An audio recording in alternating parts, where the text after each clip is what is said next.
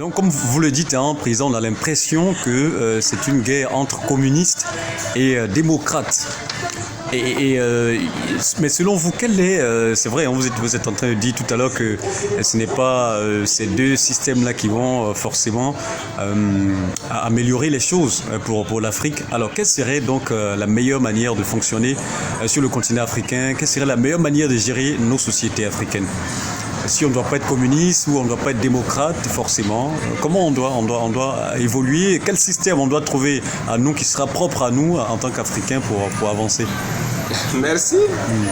Moi, j'ai toujours pensé que il n'y a pas de différence entre communisme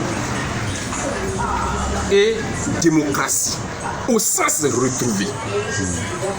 Communiste suppose tout ce qui appartient à la communauté, au groupe, à tout le monde. Démocratie suppose qu'on gère ensemble. Tout nous appartient à tous et à chacun. C'est ça la démocratie, où tout le monde décide. Est-ce que vous voyez? Donc, fondamentalement, au sens retrouvé du terme, il n'y a pas de différence entre démocratie et communisme. Mieux, pour revenir à votre question de façon claire, si les autres peuples, c'est avec les fusils qu'ils se développent, pourquoi voulez-vous que l'Afrique se développe par les fusils? Pourquoi voulez-vous que les gens nous mettent dans les ghettos? Si tu veux être puissant, il faut avoir les armes. Mais la puissance africaine qui a bâti toutes les pyramides, qui a bâti la Grande Égypte, du haut du développement de l'Occident aujourd'hui, il n'a même pas encore atteint la moitié de l'Égypte. Mais ce n'est pas les fusils. Ce n'est pas avec les fusils. Les étages qui ont été construits au XIIe siècle avec nos ancêtres, les empereurs, les étages dont on parle aujourd'hui, est-ce qu'on a utilisé le fusil pour le faire? Est-ce que vous voyez?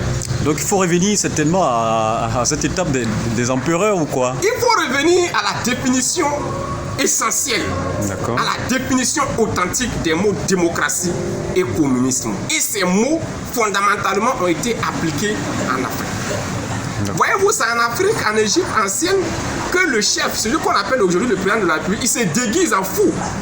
Il se déguise, il se fait fou pour parcourir, pour voir dans les foyers, est-ce que les gens sont pas en train, est-ce que le peuple n'est pas mécontent, est-ce que le peuple est mécontent, est-ce que ce qu'il fait pour le peuple, c'est bon ou ce n'est pas bon.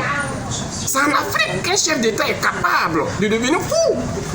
Mieux, leur démocratie galvaudée, leur démocratie pervertie, leur communisme perverti aujourd'hui. Mais c'est la chenille. En Afrique, même quand on tue l'ennemi, on fait ses funérailles. Je vais en guerre, je tue l'ennemi, je fais ses funérailles, je fais le deuil, parce que c'est un être humain qui est mort. En Afrique, quand on gagne une guerre chez l'ennemi, on ne réside pas là-bas. Mais quelle est cette histoire de démocratie, de communisme où on a l'annexion de la Crimée, ou bien annexion du temps, ou bien chasse gardée de la France, ou bien tant. C'est-à-dire qu'on détruit un pays et on y siège. On ne fait pas ça, ce n'est pas chez toi. En Afrique, les dieux de ce village ne vont pas s'occuper de toi. Est-ce que vous voyez? D'accord. Donc, voilà, c'est dommage, c'est dommage. Nous, on ne connaît pas ça. Nous, on ne connaît pas ça. Et puis d'ailleurs, qu'est-ce que le communisme a apporté comme bonheur au peuple avec ces milliers de morts? Je parle de leur communisme, hein. Je ne parle pas du communisme au sens retrouvé, non. Je ne parle pas de leur démocratie au sens actuel, mais je parle de démocratie au sens retrouvé.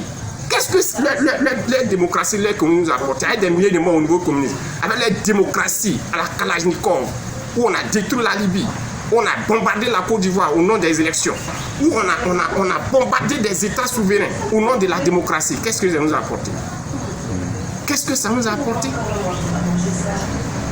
Je ne sais pas. Qu'est-ce que ça nous a apporté? Mais des imbécilités africaines qui pensent que ces démocraties actuelles, ces communistes actuels peuvent sauver l'Afrique, mais c'est la merde.